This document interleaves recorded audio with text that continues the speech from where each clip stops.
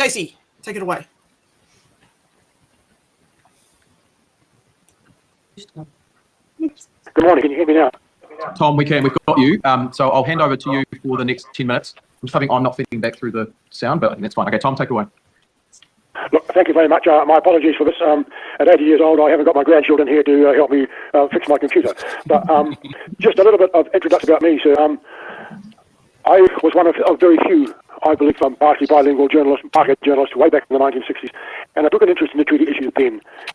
Since that time, I've written 9 books based on New Zealand history, and for 12 years, I wrote a history column for Fairfax and later for Stuff. And in 2019, I was humbled and honoured with the membership of the New Zealand Order of Merit for that work. So I know something of the subject matter.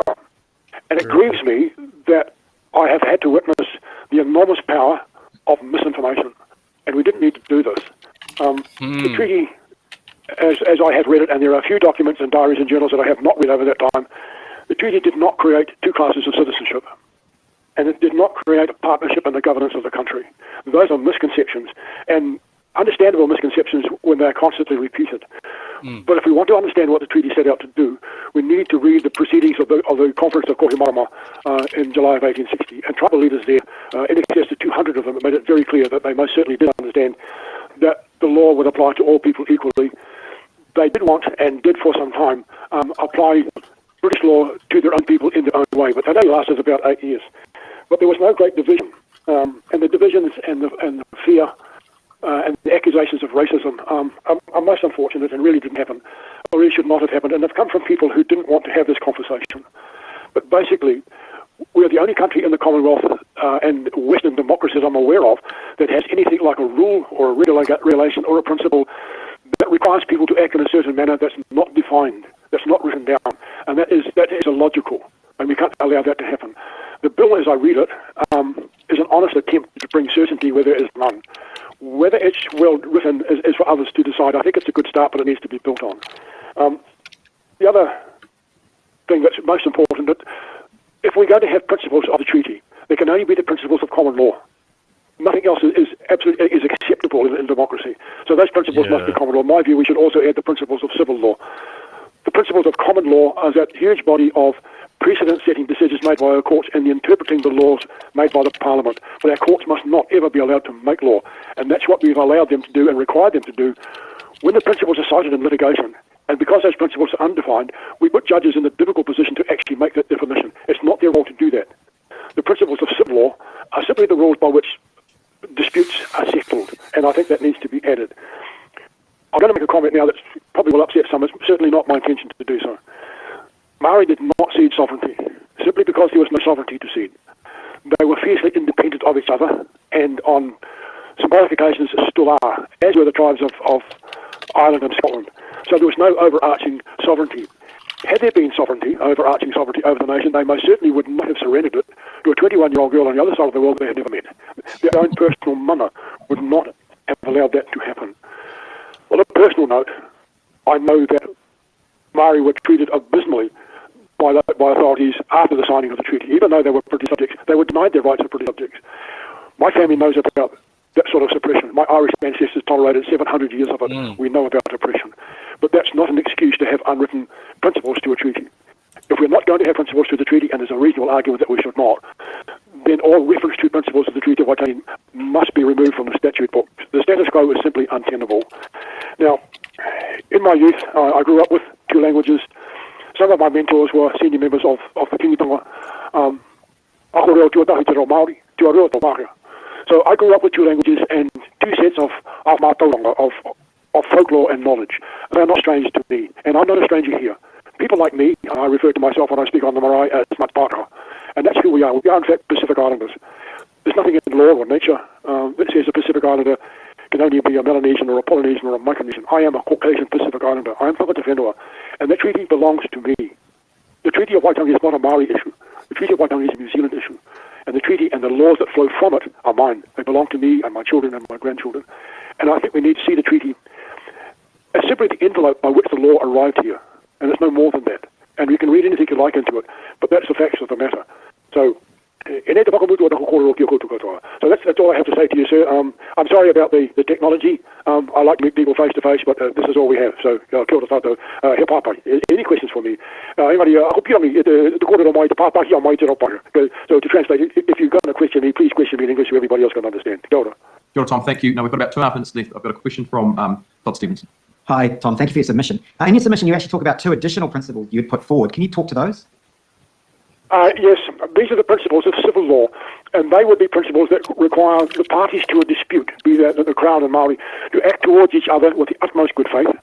And the second principle of civil law was for the government to ensure that those bringing actions against the Crown are adequately resourced to do so. The Crown is an enormously powerful beast and a very difficult beast to have as an opponent, and I think it's, in terms of equity, would be quite proper to ensure that those who are bringing an action against the Crown to settle a dispute are adequately resourced to do so.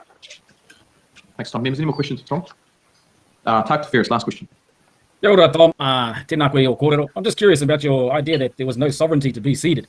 In Article 1, it's pretty clear that the Crown, Article 1 Pākehā version, the Crown is asking for the individual chiefs of the individual territories that they are sovereigns of to consider ceding it to them. So I'm not sure how you land it. What do you mean there's no sovereignty to cede? It's right there in the treaty, in the English text. Thank you. I was waiting for someone to ask that very awkward question. It depends how you see sovereignty.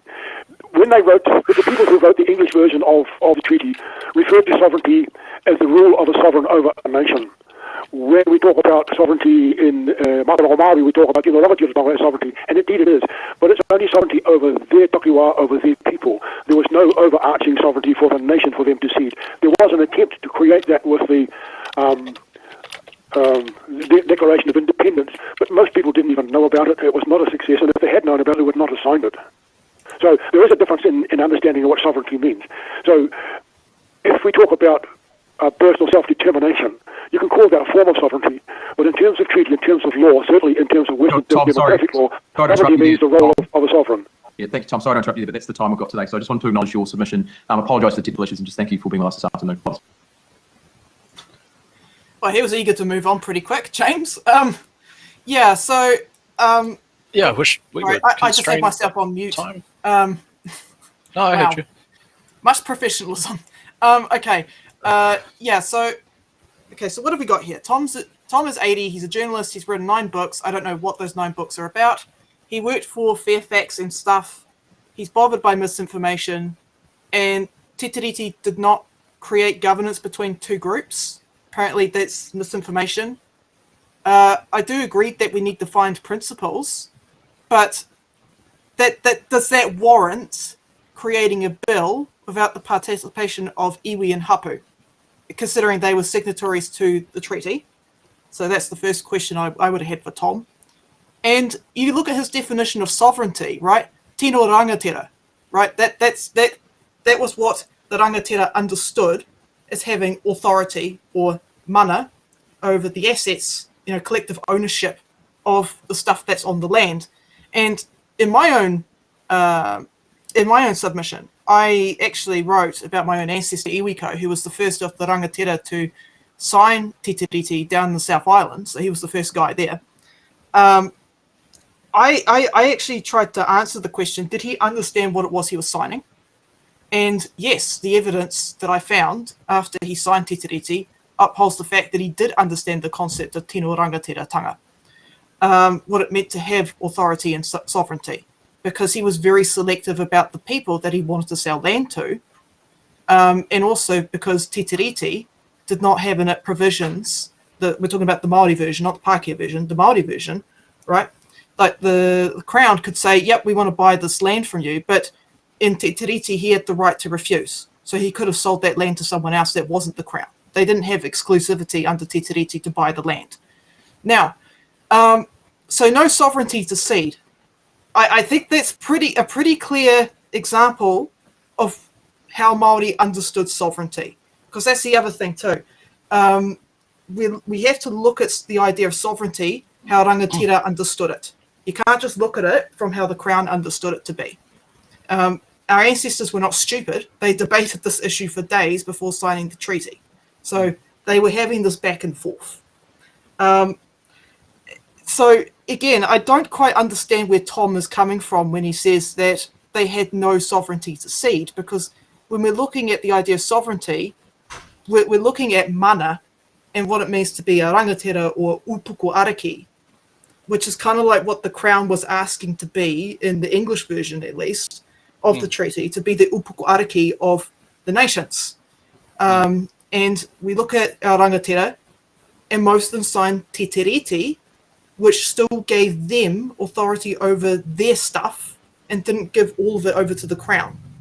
So te tiriti just gave the Crown the ability or the right to establish a government here.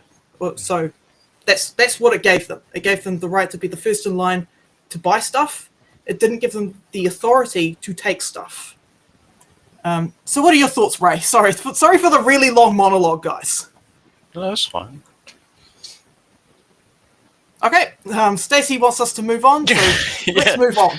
I actually want. Thanks for watching. Make sure you're subscribed to our Facebook, YouTube, Twitch, Instagram, TikTok.